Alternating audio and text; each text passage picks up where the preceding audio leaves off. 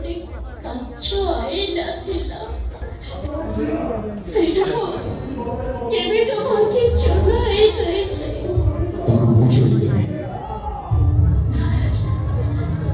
ମୋ କାଗଜ ଧୋଇବାକୁ ଚେଷ୍ଟା କରେ ତ ହାତରେ ବାଜି ହାତରୁ ରକ୍ତ ଝରିବ।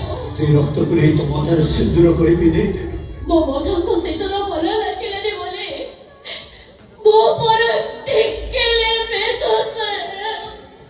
ତୋ ମଥାକୁ ଟିକିଲି ଭଲ ଲାଗୁନି, ମୁଁ ସିନ୍ଦୁର ଆଣିବି କି?